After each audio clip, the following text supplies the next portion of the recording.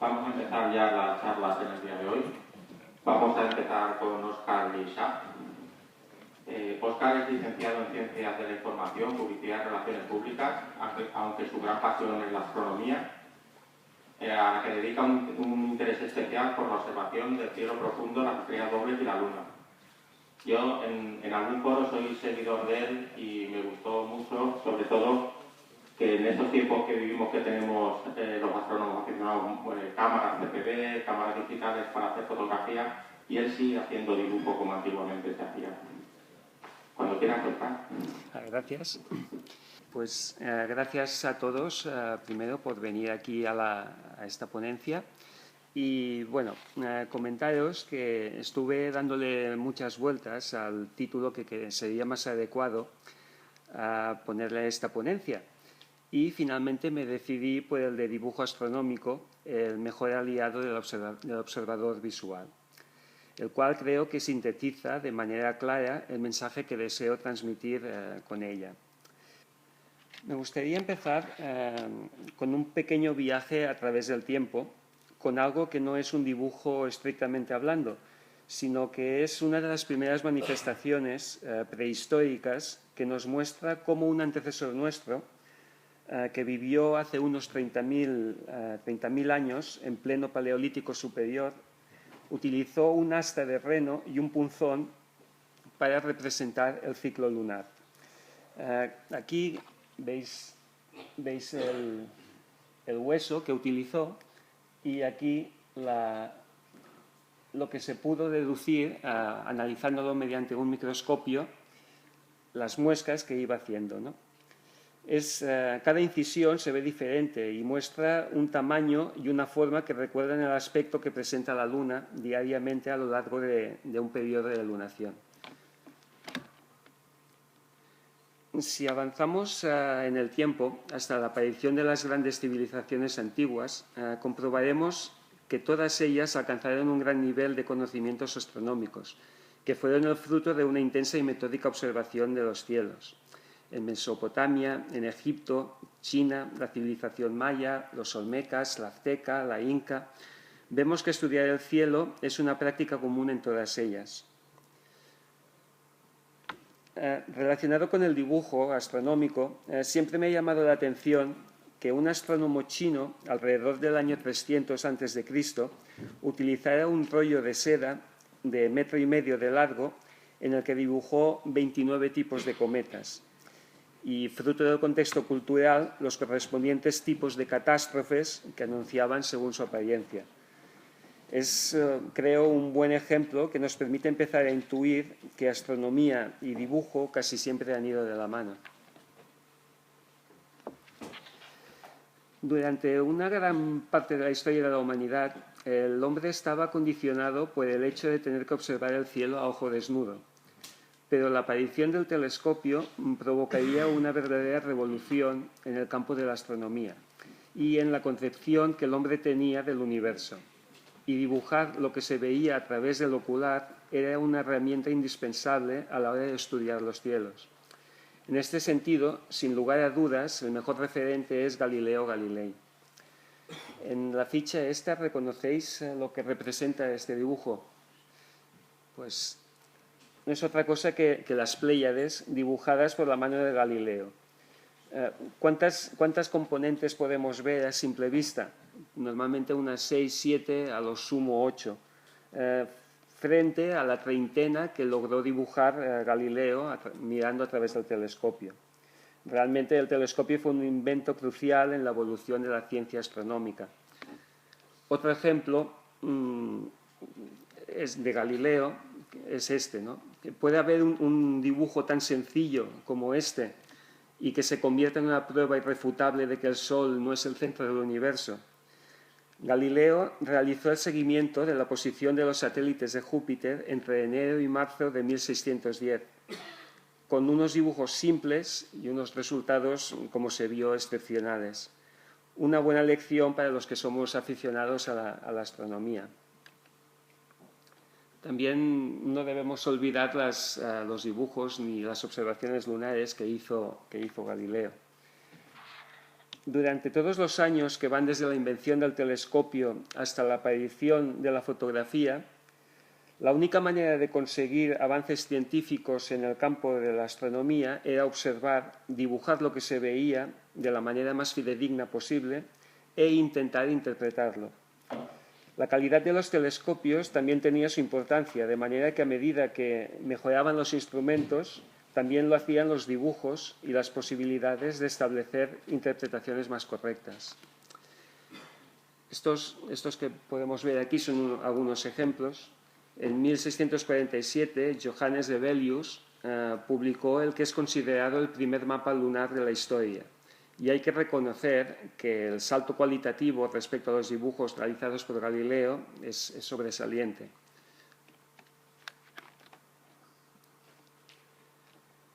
Vemos también en la década de 1830 ya unos dibujos planetarios realizados por John Herschel, en el que vemos Marte, Júpiter y Saturno. Vemos curiosamente también M51 dibujada por Herschel, donde no se ven enlazados los dos núcleos galácticos, que sí podemos ver, comparándolo ambos dibujos con este otro realizado por William Parsons Lotrose en 1845, que la observó a través del telescopio Leviatán, pudiendo percibir por primera vez, como digo, en la historia, la forma espiral de la galaxia del Remolino. Avanzando un poco más, tenemos estos dibujos de peculiar estilo y muy detallados, eso sí, de Etienne Leopold Trouvelot, realizados entre 1875 y 1880. Vemos que el detalle realmente es fantástico. Entonces, para concluir estos ejemplos puntuales, que por tiempo han tenido que ser muy pocos, me gusta que nos muestran la importancia del dibujo astronómico antes de la aparición de la fotografía. Me gustaría enseñar el detalle de una carta celeste realizada por Jean Chacornac, un astrónomo francés que trabajó en el siglo XIX en el Observatorio de París, que es este de aquí que podéis ver. Para valorar en su justa medida su trabajo y para concluir esta parte de la exposición, citaré un artículo escrito en La Vanguardia el 1 de septiembre de 1915 por uno de nuestros más renombrados astrónomos, José Comas Solá. El artículo en cuestión se titulaba La fotografía astronómica y explicaba cómo habían llegado a sus manos, por mediación de unos colegas franceses, hojas manuscritas de las observaciones realizadas por Chacornac desde 1853 hasta 1857, donde dibujó estrellas de hasta la magnitud décima y que sirvieron de base para la elaboración de este atlas. Solá escribe, cito textualmente: los dibujos están hechos con pulcritud extraordinaria y en la claridad y corrección científicas que campean en todos los detalles se manifiestan los profundos conocimientos que en astronomía tenía Chacornac, a la par que demuestran su habilidad y su perseverancia sin límites. Continúa haciendo hincapié en que la publicación del Atlas de la eclíptica fue el fruto de nada menos que 4 años de trabajo para concluir, Solá diciendo, fijémonos ahora en un trabajo análogo realizado con el auxilio de la fotografía. Valiéndome de este procedimiento, en un año he terminado la misma zona eclíptica que Chacornac, con la ventaja de comprender 10 veces más estrellas, de que sus posiciones y magnitudes aparecen rigurosamente exactas, mientras que en las de Chacornac solo son aproximadas, a pesar de tratarse del de un astrónomo que fue, sin duda, uno de los más pulcros, hábiles y meticulosos observadores que han existido. Eso fue en 1915. El dibujo astronómico dejó de ser el motor del avance científico en astronomía y poco a poco fue relegándose a un papel ciertamente secundario. Entonces, para los astrónomos aficionados de hoy en día, ¿qué puede aportarnos el dibujo astronómico? Según mi experiencia, mucho más de lo que podríamos suponer. Cuando tenemos nuestro primer telescopio, lo más normal es que al principio deseemos verlo todo, que si una galaxia, que si Saturno, que si un cúmulo globular, que si una nebulosa, que si una estrella doble, todo y rápido. Pero una vez pasa la efervescencia del primer momento, lo mejor que podemos hacer para que nuestra afición se asiente es intentar ser un poco metódicos planificando nuestras observaciones y empezar a seguir un cuaderno de campo anotando nuestras impresiones, complementándolas si es posible con dibujos.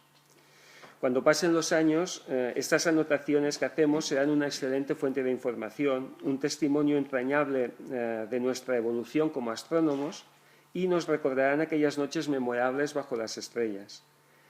También nos permitirá comparar observaciones de un mismo objeto con unas condiciones diferentes de observación.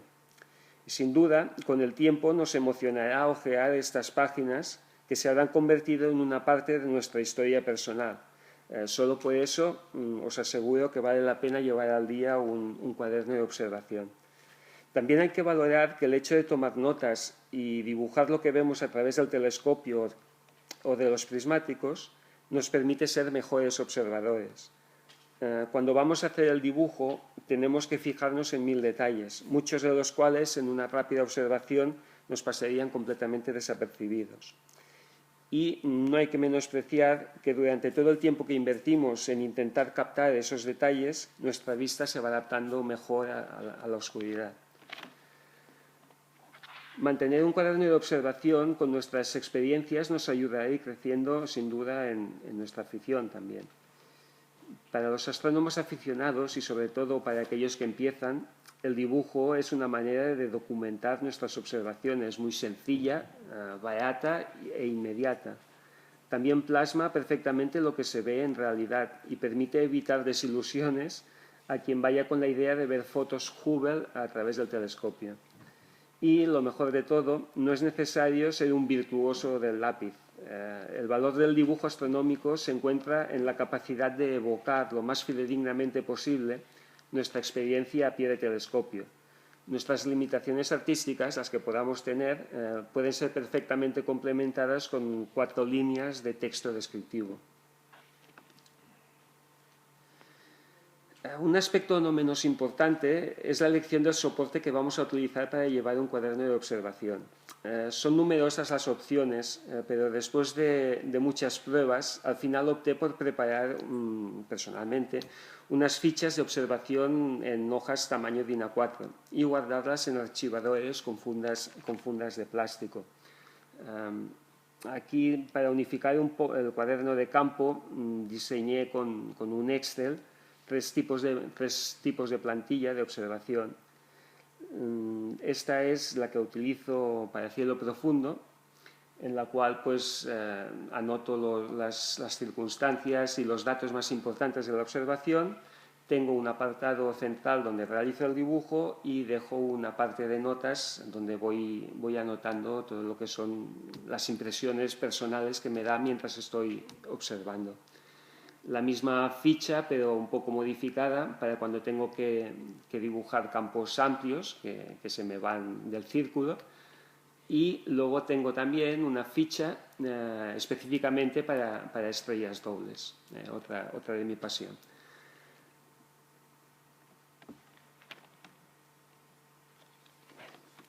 Entonces, en cuanto al material que necesitamos, otra de las ventajas del dibujo astronómico es que para empezar no es necesario comprar nada caro ni sofisticado. Basta con un lápiz, papel, una goma de borrar, sacapuntas y un algodón para difuminar, nada más. Comparado con lo que se necesita para la fotografía, pues es un poco más económico. Y a partir de aquí, si lo deseamos, ya podemos complicarnos todo lo que queramos de acuerdo a nuestros gustos y capacidades artísticas. En cuanto al lápiz, con la experiencia podemos utilizar lápices de diferente dureza e intensidad, a modo de ejemplo.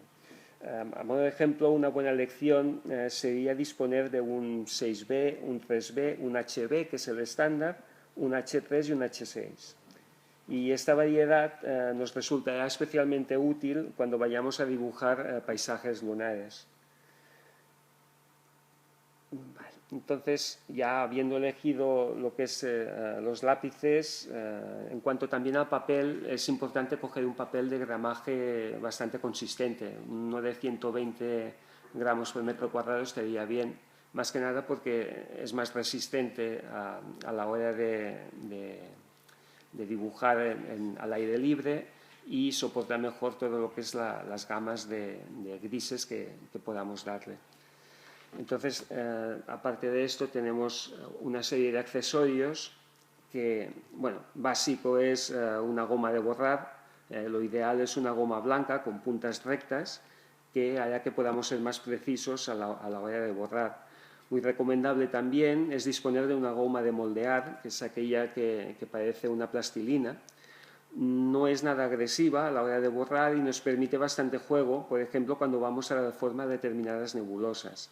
El difumino, que por mi experiencia lo considero un accesorio prácticamente imprescindible, resulta ideal para suavizar trazos o directamente difuminar el dibujo para nebulosas, lobulares o la misma luna. Y si es posible, la comodidad ante todo, debemos disponer de un asiento y de una mesita de camping donde poder apoyarnos para hacer el dibujo. Cuando esto no es posible, pues también hay la posibilidad de disponer de una tabla con pinza que nos sirva de soporte. Y para concluir este apartado, merece una especial atención el tema de la iluminación. La linterna roja es indispensable para preservar en lo posible nuestra sensibilidad visual. Yo la que utilizo es una de un piloto trasero de bicicleta que funciona con 2 pilas normales que suelo poner medio gastadas para que ofrezca una luz lo más tenue posible. Y entonces ya si tenemos habilidad para ello, también podemos hacer algo específico para tomar notas y dibujar lo que vemos, como esta tabla de aquí con pinza, que ha diseñado, bueno, y se ha hecho un compañero de afición, Roberto Ramos Girón, y a la cual ha adaptado un flexo con un LED rojo graduable en intensidad.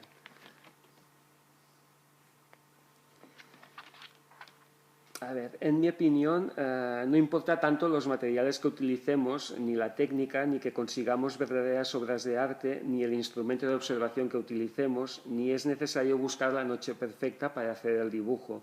Lo importante es el documento testimonial en sí y que nos permita sacarle el máximo partido a nuestra observación.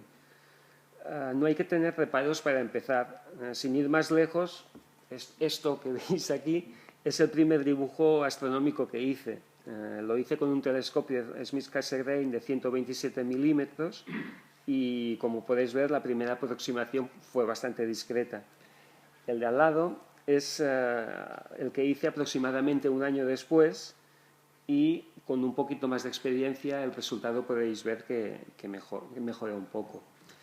El proceso que seguí para dibujar mi primer M67 fue muy simple. Cuaderno de observación, con hojas cuadriculadas, bolígrafo, circunferencia delimitando el campo del ocular y unos cuantos puntitos representando las estrellas del cúmulo. El proceso para dibujar mi segundo M67 fue un poco más elaborado, pero aún así sencillo y asequible para cualquiera. Ante un cúmulo rico, con algunas estrellas brillantes y otras bastantes más débiles, podemos encontrarnos con que no sabemos por dónde empezar. En estos casos suelo utilizar y suelo recomendar el truco que propuso el fraile franciscano Lucian Campbell. El truco consiste en desenfocar el ocular hasta que solo las estrellas más brillantes son visibles y entonces marcar sus posiciones respectivas en el papel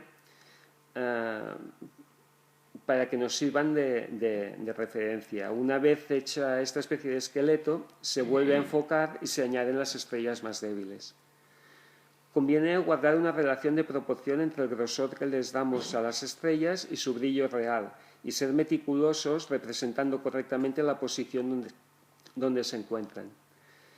El dibujo queda negro sobre blanco, y para que resulte lo más parecido posible a lo que se ve por el ocular, podemos ayudarnos con cualquier programa de edición fotográfica. Puede ser Photoshop, que es el que utilizo yo, o uno libre, que es el GIMP, que lo podéis encontrar por internet. Escaneo, saco una foto del dibujo con una cámara digital, paso el fichero a escala de grises, invierto los colores, modifico un poco el brillo y el contraste hasta conseguir un resultado más o menos fiel a lo que se ve por el telescopio.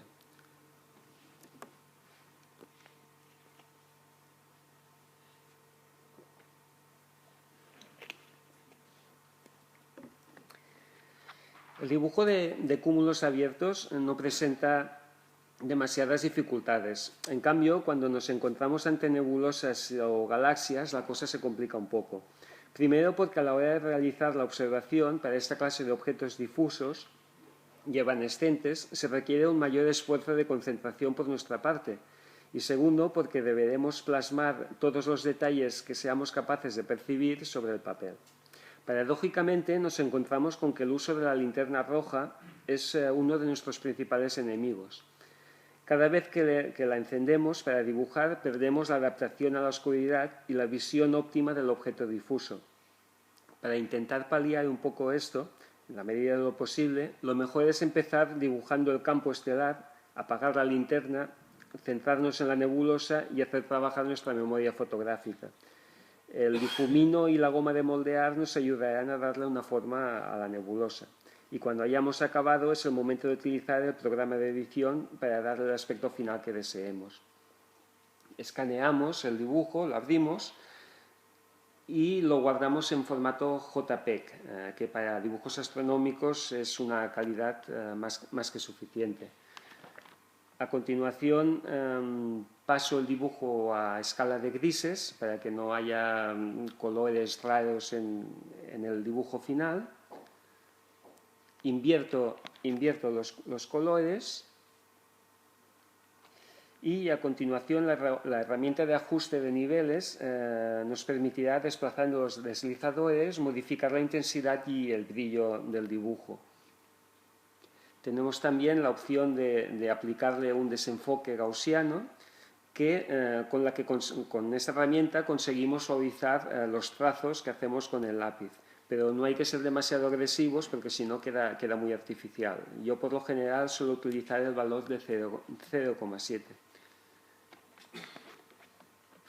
Luego también, si deseamos reducir un poco más el brillo de la nebulosa sin alterar el de las estrellas que se encuentran en el campo, podemos marcar la zona estricta de la nebulosa y mediante la herramienta pincel aplicarle una opacidad del 10%.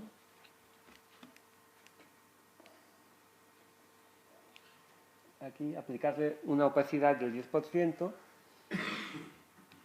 seleccionar aquí el color del fondo de nuestro dibujo y luego ir haciendo clics para que vaya reduciéndose el brillo solo de la zona esta de la nebulosa. Y este es el resultado final. Este es el dibujo original y este es el dibujo que queda después de hacer todos estos pasos.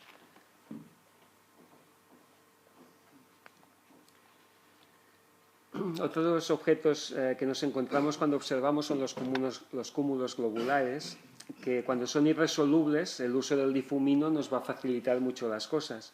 Sin embargo, cuando nos encontramos con un globular brillante e irresoluble, la cosa se complica y puede resultar realmente abrumador. Pero no debe cundir el pánico. Muchas veces las estrellas que componen el globular son tan débiles que se encuentran cerca de nuestro límite de percepción. Y en estos casos lo que percibimos es un crepitar estelar de estrellitas que aparecen y desaparecen sin que podamos determinar exactamente su posición. Lo primero que debemos hacer es dibujar las estrellas que aparecen en el campo del ocular. Después con el lápiz sombreamos delicadamente la zona que abarca el globular. A su vez, si vemos que el núcleo se presenta más marcado, lo sombreamos con mayor intensidad. Y por otro lado, con la punta del lápiz bien afilada, iremos punteando estrellas en posiciones aleatorias por toda la zona donde percibimos ese centelleo estelar. Posteriormente, con el difumino suavizaremos los contornos y el interior del globular. Y para finalizar, con el programa de edición fotográfica iremos retocando el dibujo para acabar dándole el aspecto lo más semejante posible a lo que vemos por el ocular. M53 es un buen ejemplo de lo diferente que podemos llegar a ver un objeto según las condiciones de observación. Este de aquí lo observé con el Smith Cassegrain de 127 milímetros desde una zona con cierta contaminación lumínica, y este de aquí es lo que vi de M53 con el Smith Cassegrain de 235 milímetros desde un buen cielo, y como se puede ver hay bastante diferencia. Siguiendo con los casos prácticos, entramos ya en las estrellas dobles. En los dibujos de cielo profundo no suelo utilizar el color, salvo casos excepcionales de alguna planetaria, por ejemplo. Sin embargo, con las estrellas dobles es otro cantar, y el Photoshop resulta muy útil para mostrar ese color. Una vez estimado en visual el ángulo de posición, la separación, los colores y cumplimentando la ficha de observación, el proceso que sigo para dibujar la doble con el Photoshop es el siguiente. Creo primero una plantilla general que es la que voy a utilizar siempre y que ya me va a servir de base. Luego, a continuación, es aconsejable, también como preámbulo, mantener una cierta coherencia en nuestros dibujos y elaborar una tabla de equivalencia entre la magnitud estelar y la escala equivalente de dibujo en píxeles. Aquí podemos seguir nuestro propio criterio, y la mía la realicé teniendo en cuenta el poder reflejar estrellas hasta la magnitud 12. Luego añado una capa e inserto un protractor, un medidor de ángulos, que me ayudará a posicionar correctamente la componente secundaria respecto a la principal. Para dibujar las estrellas utilizaremos la herramienta pincel, seleccionando uno que tenga el trazo algo difuminado, este de aquí, y determinaremos el tamaño en base al brillo de la componente y al número de píxeles de equivalencia de la tabla que hayamos hecho. Al mismo tiempo iremos al selector de color de fondo, que es este de aquí, y elegiremos el color que nos parezca más aproximado al que hemos visto nosotros por el ocular. Hago hincapié en eso, nosotros. Lo que son estrellas dobles, observar los colores es un poco complicado y cada uno ve el suyo. Entonces, ya con el dibujo hecho, procedo a eliminar la capa del protractor y a rellenar los datos aquí, a rellenar los datos de la doble. ¿Veis? Y este es el dibujo final que queda. ¿Se ve, no? Sí. A ver. Si he comentado que no es necesario ser un verdadero artista para dibujar lo que vemos por el ocular, lo que sí que tengo que reconocer es que cuando nos enfrentamos con la Luna la cosa cambia un poco.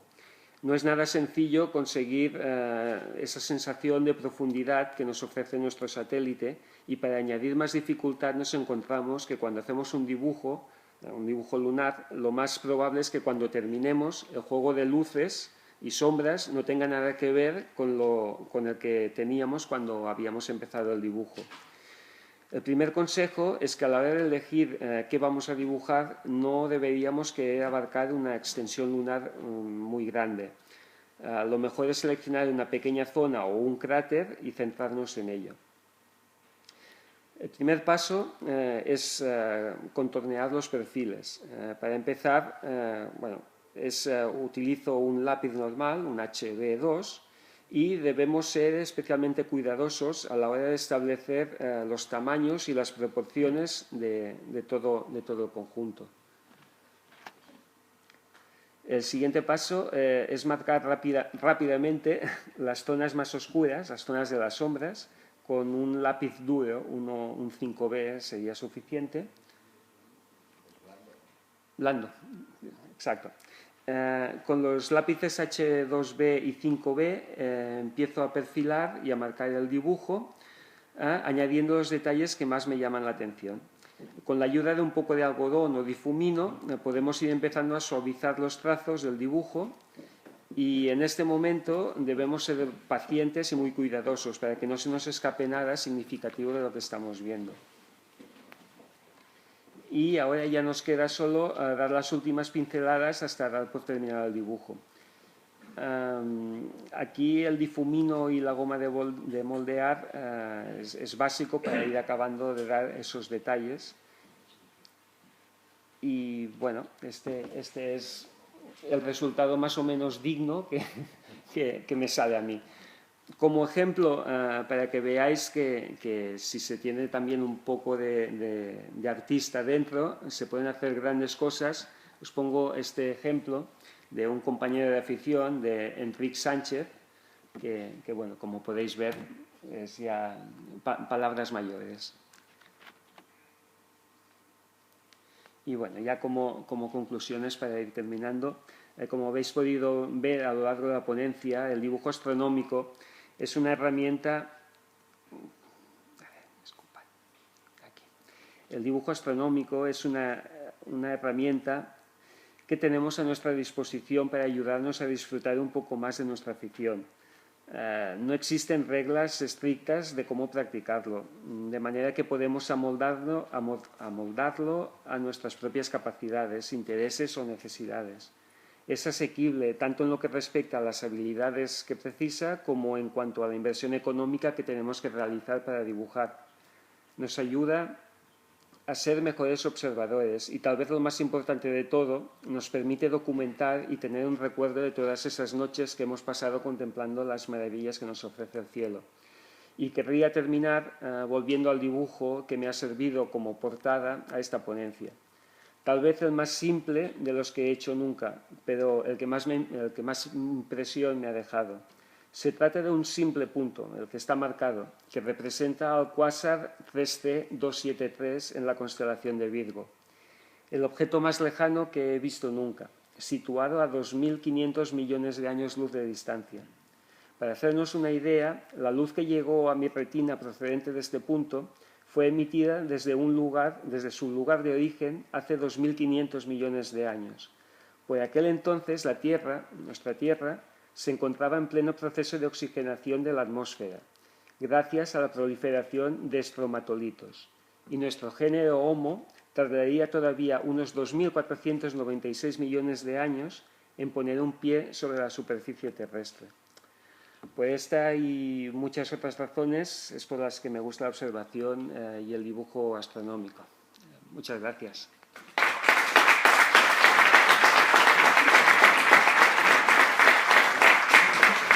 Muchas gracias, Oscar. Si alguien quiere hacer alguna pregunta. Dime. No nos has hablado nada de que usases plantillas cuadriculadas, por ejemplo, para localizar cuando vienen las estrellas en un campo o los objetos en la Luna. Yo soy observador de la Luna y cada vez que he intentado hacer un dibujo, al tercer cráter me doy cuenta que es o mucho más grande que los que he pintado antes o mucho más pequeño. Correcto. Y que no llega al sitio donde tenía que llegar y, en fin, para mí es un desastre el dibujo astronómico. Bueno, lo que es las proporciones es tal vez lo más difícil a la hora de dibujar. En la Luna yo sencillamente me fijo en el cráter más grande, en el principal que hay en lo que quiero dibujar, y a partir de él voy haciendo comparaciones. En plan, pues si es este tamaño, el cráter de al lado es 2 veces más pequeño o 3 veces más pequeño o lo que sea. Entonces, a partir de aquí voy intentando hacer este tipo de comparaciones. De la misma manera que a la hora de dibujar los cúmulos, por ejemplo, hacer las proporciones y poner las estrellas en su posición adecuada, hay gente que hace una cuadrícula o unas separaciones en la hoja. Pero yo prefiero dibujar la principal, por decir algo, la de al lado, y luego ir haciendo correlaciones. En plan, de esta que tengo que poner aquí está a 2 veces la distancia de esta. O esta forma un triángulo isósceles con esta otra. O esta es más brillante que esta, pero menos brillante que esta otra. Y así voy haciendo el dibujo. Sí, Yo me gustaría, Óscar, primero felicitarte por la exposición. gracias. Encantado. Comentarte que yo también dibujo todos los días, pero dibujo el sol. Y hago una cosa muy interesante. Sí. Lo grabo. Grabo de cabo a rabo todas las observaciones en fotosfera y cromosfera. Ajá. Entonces lo dibujo para hacerme un índice visual de lo que grabo. Claro, eso se puede subir por fotografías, ¿de acuerdo? Pero veo más práctico todavía dibujarlo para saber lo que he grabado. Y aparte Eso está bien. No debemos ser muy estrictos en este sentido. Si nos podemos apoyar por la fotografía, se puede apoyar perfectamente. Precisamente en dibujos lunares, yo soy muy malo en astrofotografía, lo reconozco, pero alguna foto de la luna sí que me sale de vez en cuando, y entonces lo que intento es que una vez hecho la observación y he acabado de hacer el boceto del dibujo lunar, intento hacer una fotografía de esa zona y luego a partir de aquí intentar comparar un poco recordando lo que estaba viendo, porque claro, este es otro tema. En astrofotografía me aparecerán cráteres que yo no veía en visual. Pues aquí sencillamente es un soporte al dibujo astronómico.